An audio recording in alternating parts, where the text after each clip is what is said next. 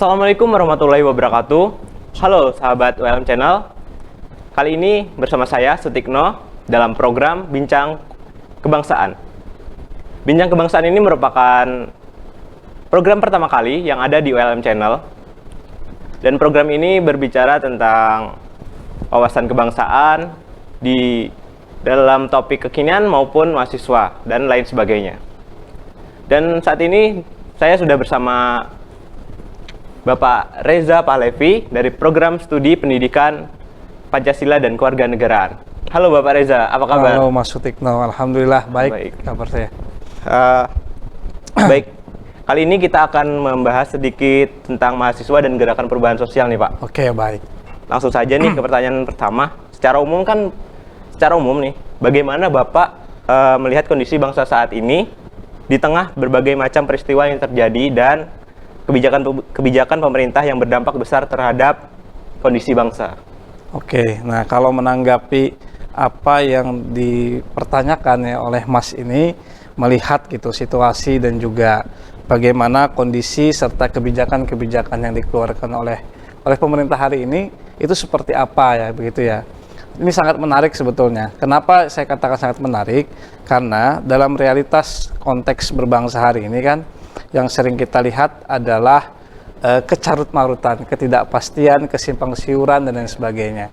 Banyak misalnya kebijakan-kebijakan pemerintah yang hari ini hakikatnya itu tidak sesuai dengan apa yang diharapkan oleh para pendiri bangsa dulu. Di mana para pendiri bangsa berkomitmen dan juga melakukan sebuah usaha yang secara maksimal menurut saya, dan harapannya adalah agar apa yang sudah mereka ciptakan atau apa yang sudah mereka buat itu berdampak kepada kemakmuran rakyat. Nah, itu cita-cita dari para pendiri bangsa dahulu. Nah, namun apabila kita lihat hari ini, konteks berbangsa itu ya jauh dari semangat yang mereka cita-citakan. Misalnya, kebijakan-kebijakan negara yang hakikatnya itu mengundang unsur-unsur diskriminatif di dalamnya, memberatkan rakyat kecil, kemudian juga kebijakan yang tidak tepat sasaran, kemudian juga kebijakan yang kiranya itu mengundang berbagai macam polemik yang terjadi di masyarakat hari ini. Nah, tapi dari apa yang ada konteks bernegara dan juga berbangsa hari ini, ya kita nih, Mas, saya dan juga kawan-kawan yang lain, itu jangan pernah pesimis terhadap bangsa ini. Kita harus tetap optimis. Seperti apapun kondisi bangsa ini, kita harus tetap optimis untuk membuat atau untuk berusaha untuk melakukan sebuah ikhtiar agar bangsa ini nanti bisa berubah lebih baik di kedepannya. Nah, maka dari itu saya itu sering sekali melakukan sebuah motivasi lah kepada mahasiswa ya, karena mahasiswa seperti yang kita ketahui kan memiliki posisi yang strategis ya. Ada ciri-ciri mahasiswa yang nanti mungkin akan kita kembangkan pada pertanyaan-pertanyaan selanjutnya ya, sehingga mahasiswa ini atau generasi muda ini itu harus diberikan keoptimisan gitu, agar mereka mampu memperbaiki ya secara perlahan atau step by step agar bangsa ini menjadi lebih baik ke depannya. Nah, harus optimis Mas, jangan pesimis. Walaupun keadaan hari ini itu banyak yang kita lihat ya mempertontonkan hal-hal yang diskriminatif, misalnya kebijakan yang dikeluarkan, tapi kita tetap harus optimis dengan bangsa ini bisa lebih baik di kemudian hari. Seperti itu. Baik, Pak. Jadi dalam keadaan seperti ini kita harus tetap optimis ya Pak ya? Yes, betul. Oke. Baik, berbicara soal mahasiswa nih Pak, dalam konteks kekinian, bagaimana dan seperti apa sih peran mahasiswa dalam pandangan nasionalisme kebangsaan? Oke. Nah, mahasiswa yang seperti saya katakan tadi kan dia memiliki posisi yang sangat strategis ya, memiliki posisi yang sangat strategis karena dia merupakan bagian dari agen perubahan ya di masyarakat. Karena begini, mahasiswa itu kan identik dengan idealisme, identik dengan nalar kritis, ya, identik dengan tingginya kepekaan sosial di masyarakat hari ini. Nah, kalau saya lihat bagaimana posisi dari mahasiswa itu sendiri, ya. Nah, ini dia yang menjadi satu hal yang sangat penting untuk saya, karena saya sebagai seorang pengajar, itu bisa membuat mahasiswa itu konsisten dan juga di dalam batinnya itu dia memiliki satu semangat nasionalisme. Karena semangat nasionalisme itu kan tidak kita maknai secara sempit, Mas. Tapi nasionalisme itu kita harus maknai secara luas. Misalnya dia kritis terhadap kebijakan-kebijakan pemerintah yang hari ini dalam pandangan mereka itu banyak istilahnya membuat rakyat kecil menjerit. Nah, akhirnya kan mereka sebagai pelopor di masyarakat, agen pelopor di masyarakat itu melakukan sebuah kritik. Karena ya tadi dia sangat identik dengan yang namanya idealisme itu. Nah, namun yang saya harapkan juga mahasiswa ini juga harus tetap memperhatikan etika, memperhatikan sopan santun dan juga adab lah terhadap pergaulannya sehari-hari. Entah itu kepada orang yang lebih tua atau gurunya atau teman-teman yang ada di sekitarnya. Itu yang paling penting dalam konteks posisi mahasiswa kekinian. Nah, mahasiswa itu kan dikatakan sebagai agen perubahan tadi, Pak. Yes. Nah, bagaimana sih peran mahasiswa sebagai motor penggerak perubahan di era subversion saat ini? Oke. Era disruption ya, atau era saat ini tuh bagaimana, atau posisi dari fondasi masyarakat. Nah, itu tadi kata saya, mahasiswa itu harus tetap memelihara akal sehatnya. Mahasiswa itu harus tetap komitmen dengan idealismenya. Kemudian mahasiswa itu juga harus berani untuk melakukan kritik, ya. Tapi kritik yang sifatnya membangun, bukan kritik yang sifatnya merusak. Maksudnya kita boleh mengkritik tapi harus ada solusi, ya, memberikan solusi. Jangan kritik yang membabi buta atau sifatnya destruktif, itu dilarang. Nah, kalau kita berbicara hari ini kan dengan juga kemajuan teknologi, nah ini juga bisa membuat mahasiswa itu menjadi bagian yang terkena dampak negatifnya dari teknologi. Dia akhirnya termanjakan dengan teknologi atau terprosok dalam jurang teknologi. Misalnya mahasiswa karena suka main game, dia main game terus tanpa memperhatikan, tanpa peka terhadap sosial yang ada di sekitarnya. Itu juga jangan seperti itu. Kemudian mahasiswa juga asik gitu ya, asik untuk melakukan melakukan hal-hal yang sifatnya itu untuk dirinya, itu juga harus dikurangi. Karena tadi mahasiswa itu kan identik dengan idealisme, mahasiswa itu identik dengan tingginya solidaritas sosialnya, tingginya kepekaan sosial, sehingga dia harus tanggap dengan lingkungan sekitarnya. Jangan sampai ya tadi mahasiswa itu terjebak dalam jurang teknologi, apalagi terseret dalam arus budaya yang hari ini sangat luar biasa ya, karena pengaruh globalisasi yang menghantam, sehingga mahasiswa ikut terbawa-bawa menjadi malas belajar, malas membaca, kemudian lagi dan menjadikan mahasiswa itu ya dia lebih mementingkan dirinya terhadap fungsi sosialnya. Ini yang menjadi suatu persoalan. Nah, berhubung kan tadi berbicara tentang digitalisasi nih, ya. Bagaimana tuh cara mengatasinya agar para mahasiswa itu tidak terseret ke era digitalisasi tadi yang mahasiswa itu sebetulnya wajib hukumnya dia menggunakan atau memasuki dunia digitalisasi. Nah, namun yang jadi persoalan adalah jangan sampai mahasiswa itu terlalu larut dalam dunia digitalisasi, ya. Misalnya tadi kan ya main game, kemudian keasikan main apa ya di dunia digital sehingga dia lupa fungsi atau kedudukan mahasiswa ini dalam konteks ruang publik atau dalam konteks ruang sosial itu ya dia sebagai agen perubahan, dia harus memberikan satu contoh atau memberikan satu satu perilaku ya yang itu bisa bermanfaat gitu untuk orang banyak.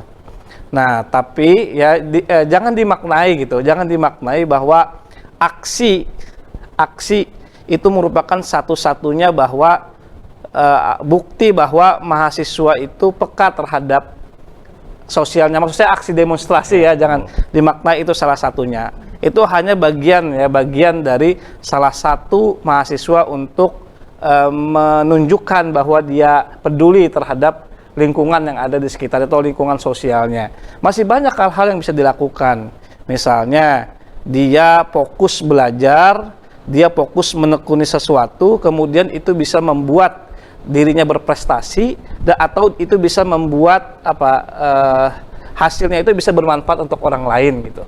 Itu juga wujud dari bukti bahwa mahasiswa itu dia memiliki nilai kepekaan sosial yang tinggi, peduli terhadap hal-hal yang ada di sekitarnya.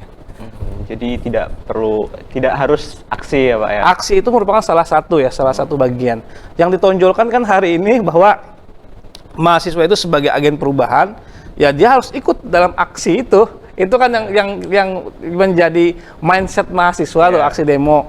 Kalau nggak ikut demo misalnya, dikatakan kita tidak memiliki kepedulian terhadap ketertindasan, terhadap kesengsaraan rakyat atau apa dan sebagainya.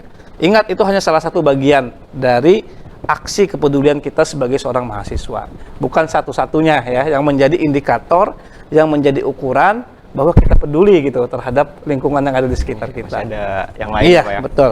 Baik. Nah, menurut Bapak sendiri, kenapa itu namanya daya nalar kritis seorang mahasiswa sekarang itu seperti apa Pak?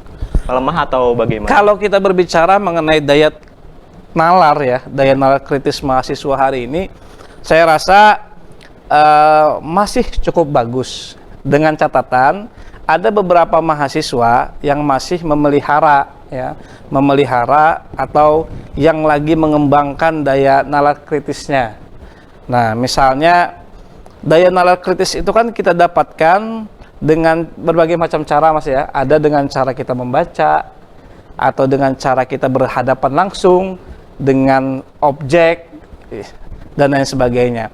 Saya rasa kalau berbicara mengenai daya nalar itu ya tadi ada beberapa yang masih memelihara atau mahasiswa hari ini daya nalarnya ya cukup kritis karena dia banyak membaca sehingga dengan banyak yang membaca itu wawasan dia tambah tinggi ya, tambah banyak maksudnya, dan juga susah untuk diprovokasi. Nah, yang bagi mereka yang tidak mengembangkan daya nalar kritisnya karena misalnya kurang membaca ya, kurang banyak wawasan, kurang banyak berinteraksi dengan orang lain, kurang banyak berorganisasi dan sebagainya. Ini juga menjadi satu hal yang memprihatinkan gitu. Karena orang-orang seperti itu biasanya mudah terprovokasi karena ya tadi daya nalar kritisnya itu ya lemah.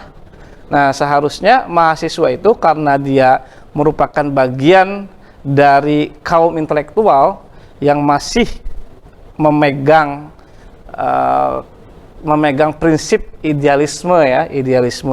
Mahasiswa ini susah loh Mas untuk susah untuk dipengaruhi sebetulnya. Nah, aksi-aksi yang dilakukan mahasiswa itu juga lumayan masih efektif menurut saya karena ya tadi mahasiswa itu susah untuk ditunggangi kepentingan politik ketika dia melakukan aksi. Jadi daya nalar kritisnya masih bagus disematkan kepada mereka yang masih mengembangkan atau yang masih memelihara daya nalar kritisnya itu, yang tidak mau gitu dimasuki kepentingan apapun. Oke, baik Pak. dalam Tadi kan ada disebutkan aksi-aksi ya Pak. Iya.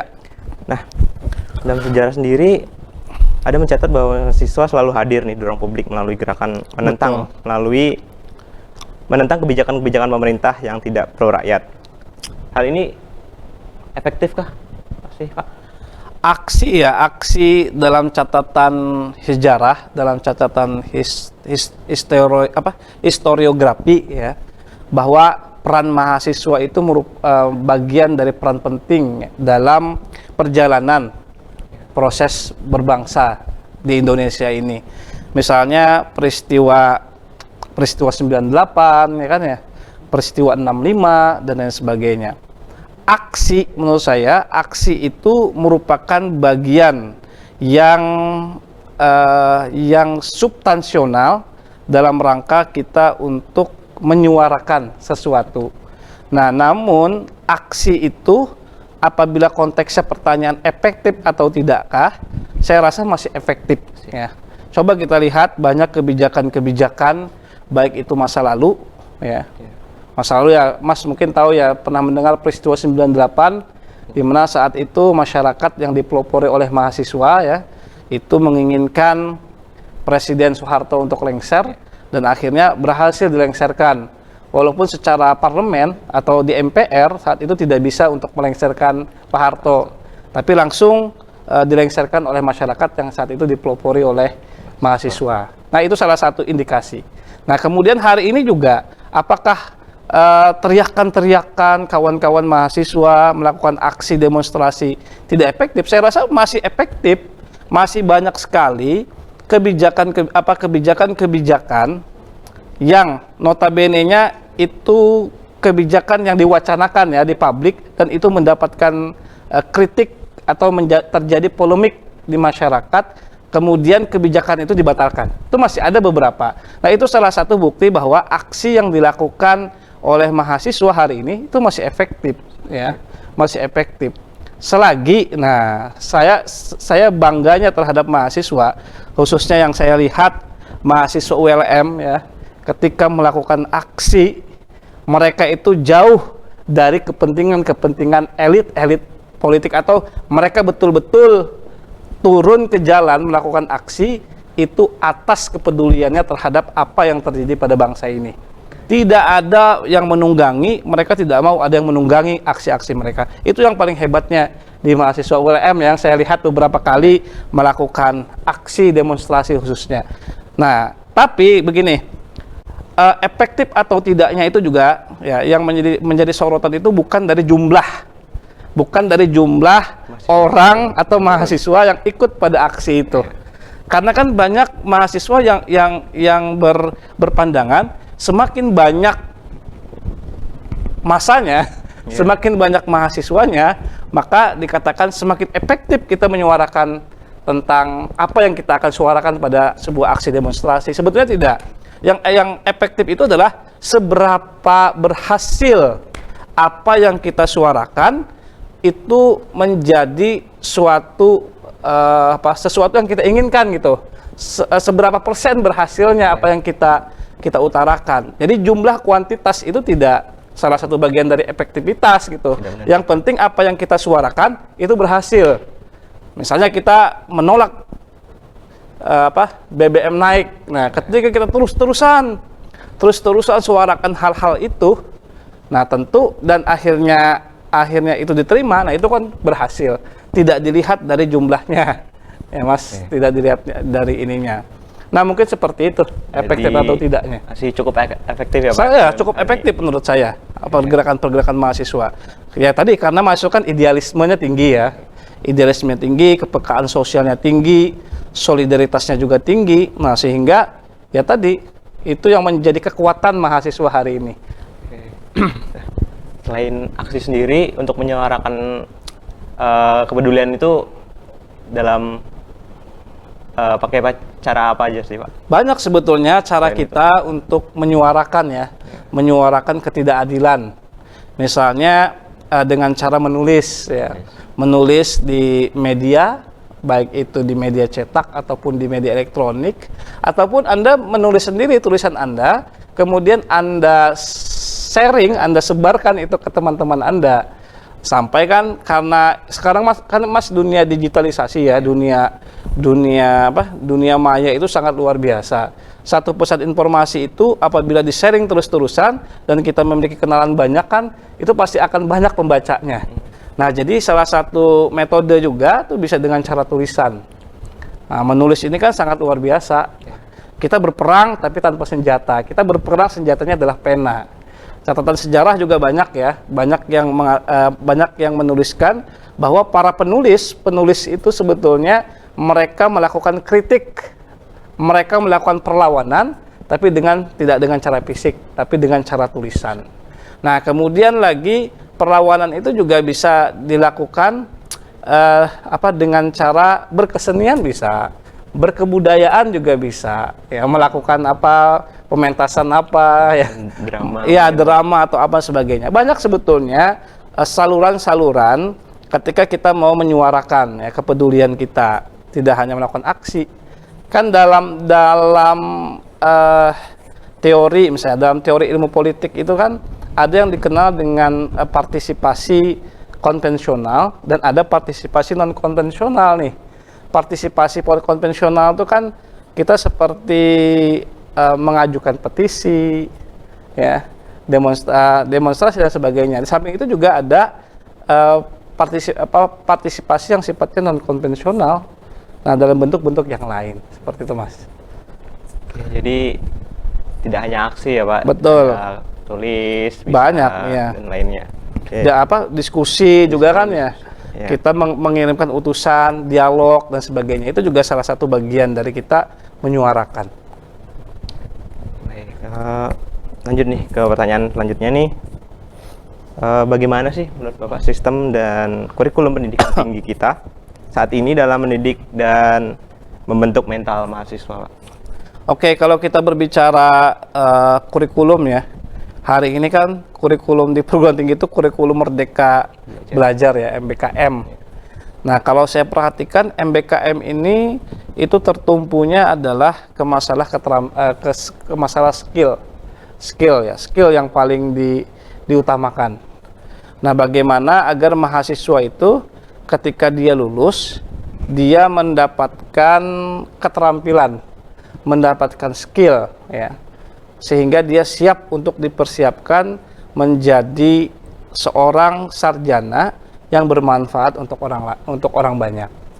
Nah, kalau saya lihat, kalau dalam rangka untuk pembentukan mental, MBKM ini bukan saya pro dan kontra terhadap kurikulum ini, tapi saya melihat secara keseluruhan MBKM ini juga selain keterampilan, itu juga bisa mengasah sisi yang tidak kalah penting, itu adalah sisi afektif dari seorang mahasiswa. Karena seperti yang kita ketahui bahwa di program-program MBKM itu kan ada 7 program kalau tidak salah. Salah satunya itu ada Bina Desa, ya. Kemudian kewirausahaan dan sebagainya. Nah, menarik misalnya ketika kita menyoroti program Bina Desa. Program Bina Desa ini kan hadir, itu salah satu tujuannya menurut saya itu adalah untuk merangsang kepekaan sosial seorang mahasiswa ketika dia melihat bagaimana realitas yang terjadi di desa. Mahasiswa yang hari ini memiliki atau yang dikatakan sebagai agen perubahan, dia harus melakukan perubahan dengan cara memberikan sentuhan kreativitas dan juga inovasi pada desa-desa yang menurut mereka di situ terjadi hal yang bisa mereka kembangkan. Nah, itu tujuannya adalah untuk merangsang kepekaan sosial ya seorang mahasiswa dalam rangka untuk ya tadi membangun desanya atau membina desanya untuk lebih baik lagi ke depannya. Pembinaan itu Mas tidak melulu dalam bentuk infrastruktur. Nah, tetapi bisa dalam bentuk mentalitas, bisa dalam bentuk edukasi dan lain sebagainya. Nah, namun juga kalau yang saya perhatikan muatan-muatan yang ada di dalam kurikulum MBKM ini ada satu hal yang tidak terlalu difokuskan, yakni bagaimana cara untuk memberikan pemahaman kepada mahasiswa terkait dengan masalah adab, sopan santun, dan juga etika. Ini penting sebetulnya, karena banyak sekali orang yang mengatakan bahwa mahasiswa itu kan harus menjadi contoh, karena namanya maha nih, maha. Siswa itu kan di bawah, maha itu kan sudah di atas nih. Berarti dia harus ya memberikan contoh gitu, baik dari etika, baik dari adab, baik dari sopan santun. Nah, walau seperti apapun, kenapa saya katakan itu penting untuk diajarkan kepada mahasiswa, karena mereka adalah calon-calon pemimpin di masa yang akan datang. Ya. Kita mencetak orang yang pintar, mencetak orang yang peduli terhadap lingkungan sosialnya, tapi secara attitude-nya, secara etikanya buruk. Ini juga menjadi suatu hal yang perlu diperhatikan, dan hal yang paling penting sekali untuk diperhatikan. Mencetak orang pintar, banyak nih hari ini nih, tapi orang yang memang pintar, berkarakter, bermoral, beretitude, itu agak susah hari ini. Nah, saya rasa kritik saya dalam kurikulum MBKM ini karena dia orientasinya adalah ke skill dan juga ke kepekaan sosial ya yang terjadi di masyarakat. Hal-hal yang sifatnya attitude, kemudian hal-hal yang sifatnya moralitas, karakter itu ya porsi bagiannya sedikit lah dibandingkan dengan ya yang porsi-porsi yang tadi. Mungkin bisa dimaklumi juga karena kan orientasi mahasiswa ini kan pendidikan orang dewasa. Mereka dikatakan sebagai orang yang sudah dewasa secara kuantitas umur kan ya, sehingga mereka bisalah mempertimbangkan mana yang baik dan mana yang tidak baik. Tapi saya rasa perlu juga mereka harus diingatkan, dikembalikan pentingnya etika, pentingnya attitude, pentingnya moral, pentingnya karakter dalam kehidupan sehari-hari hari ini. Nah, begitu Mas. Jadi kurikulum saat ini ada kelebihan dan ada kekurangan Itu sendiri. menurut saya. Karena begini, pendidikan itu kan kita berupaya untuk menselaraskan nih. Ada konsep kognitif, ada konsep afektif, dan juga psikomotorik ya. Kalau dalam bahasa pendidikan kan begitu. Kognisi itu kan intelektual kita. Intelektual kita diberikan wawasan-wawasan, diberikan materi-materi yang itu bisa membuat kita berwawasan. Nah, kemudian di samping itu juga kita dibekali yang namanya keterampilan dari psikomotorik, skill. Mas kan PBSI ya, berarti Mas ketika di kuliah kan diberikan keterampilan untuk menjadi seorang guru. Ya. Nah, tapi ya tadi ini juga harus dibarengi dengan ya tadi muatan-muatan attitude-nya, muatan-muatan moralnya, karakternya, ya agar kita tetap menjadi orang yang betul-betul menjalankan kehidupan ini sesuai dengan kaidah dan koridor yang sudah ditetapkan. Baik. Jadi telah dijelaskan tadi kan beberapa hal sudah. Jadi saran nih untuk dari Bapak untuk mahasiswa saat ini untuk menghadapi masa depannya gimana nih? Yang pertama, mahasiswa itu harus mengerti kedudukannya. Karena hari ini dia sebagai mahasiswa, dia harapkan dia harus fokus ya menjadi seorang atau menjalankan kedudukannya sebagai seorang mahasiswa. Dia harus fokus menyelesaikan studinya, tapi di samping itu dia jangan lupakan dia harus membuka relasi yang seluas-luasnya ketika dia menjadi seorang mahasiswa. Namun tidak meninggalkan kewajibannya sebagai seorang mahasiswa. Kenapa saya katakan mahasiswa itu harus membangun jejaring, membangun relasi seluas-luasnya? Karena jaringan itu nanti akan berguna di kemudian hari. Tidak hari ini, tidak besok, tapi 5, 10 sampai 20 tahun akan datang, jaringan yang dia bikin itu akan berguna gitu ya. Maka dari itu bagaimana cara kita untuk membuat jaringan? Nah, salah satunya adalah dengan cara berorganisasi, Mas ya. Jadi mahasiswa itu jangan juga anti organisasi, dia harus organisasi dalam rangka yaitu belajar, kemudian dalam rangka membuka jejaring, membuka relasi dan sebagainya. Nah, itu yang pertama. Yang kedua, ya tadi saya harapkan jangan keasikan juga berorganisasi, harus tetap fokus juga nih dalam studinya. dalam belajarnya, ya harus maksimalkan lulus tepat waktu lah, jangan sampai DO, jangan sampai diberhentikan karena keasikan berorganisasi dan sebagainya. Tapi yang paling penting adalah mahasiswa itu harus mengerti kedudukannya, dia harus rajin membaca dan juga harus rajin menulis. Kenapa saya katakan seperti itu? Hari ini banyak sekali mahasiswa itu yang termanjakan karena kemajuan teknologi. Dikasih tugas, dicari di Google, copy paste udah selesai. Sehingga ini yang menjadi daya kritis mahasiswa itu menjadi mandek, menjadi terhambat, bahkan tidak berkembang. Bahkan sama dengan anak SMA, dengan anak SMP dan sebagainya. Ketika dia tadi tidak mau ya membuka ininya, malas membaca lah intinya, tidak mau membuka wawasannya. Nah, kemudian jangan lupakan mahasiswa juga harus belajar menulis. Karena kan syarat untuk Anda lulus kan menulis skripsi.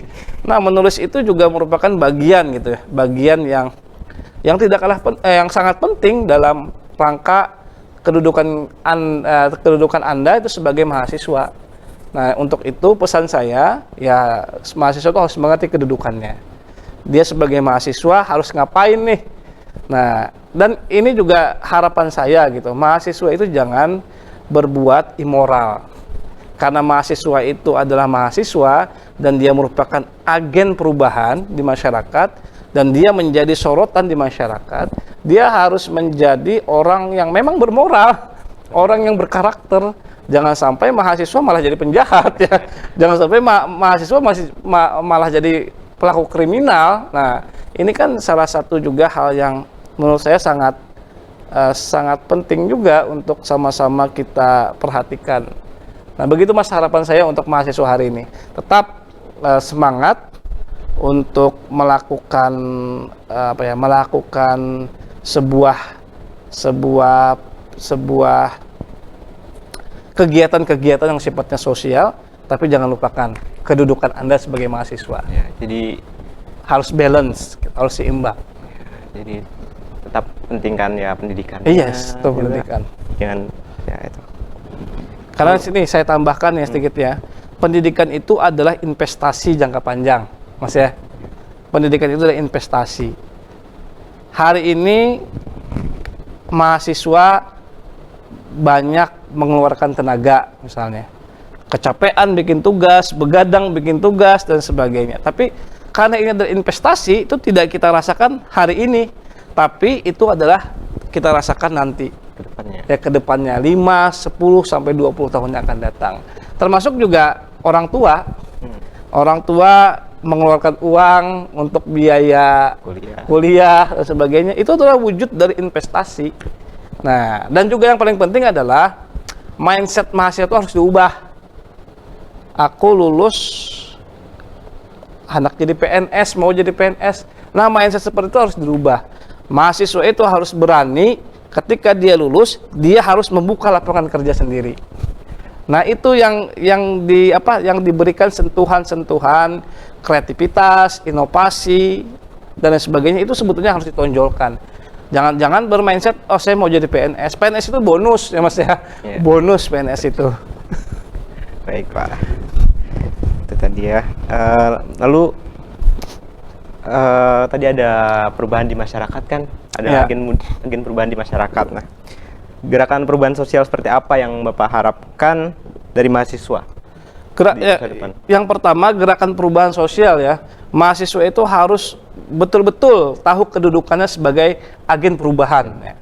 Ketika ada mahasiswa, di situ dia melakukan perubahan pada sektor yang dia duduki. Tentunya perubahannya ke arah yang lebih baik ya, bukan ke arah yang lebih buruk, karena dia adalah agen perubahan.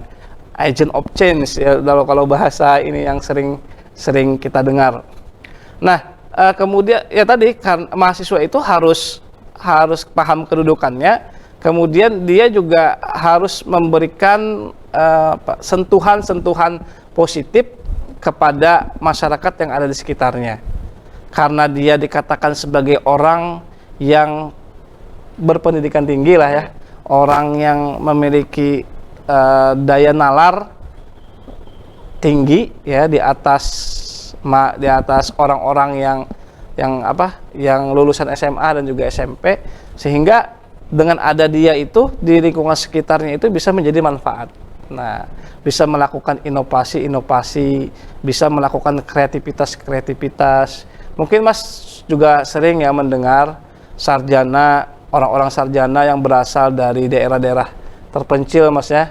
Ketika dia kembali ke kampungnya, dia mengimplementasikan wawasan, ilmu yang dia dapatkan di kuliahnya dan itu diimplementasikan di kampungnya. Nah, sehingga ini membuat kampung itu, membuat apa yang dia lakukan itu kan bermanfaat bagi orang yang ada di sekitarnya. Nah, mahasiswa itu harus seperti itu sebetulnya, dengan daya nalar kritis yang tinggi, dengan sentuhan kreativitas dan juga inovasi, ini bisa melakukan perubahan sosial yang bermanfaat, berarti buat masyarakat di sekitarnya. Jangan sampai malah sebaliknya, sarjana tapi tidak bisa apa-apa, mahasiswa tapi tidak bisa apa-apa. Nah, ini menjadi satu satu mindset yang agak kurang baik juga kalau ada mahasiswa seperti itu nanti di masyarakat.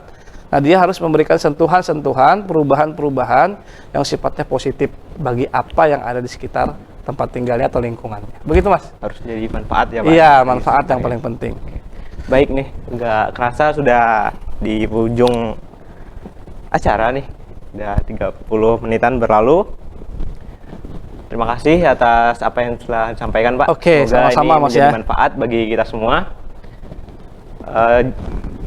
Sahabat ULM Channel, jangan lupa like, comment, and subscribe. Saya Sutikno undur diri. Wassalamualaikum warahmatullahi wabarakatuh. Waalaikumsalam warahmatullahi wabarakatuh. Kurang setengah jam, Mas.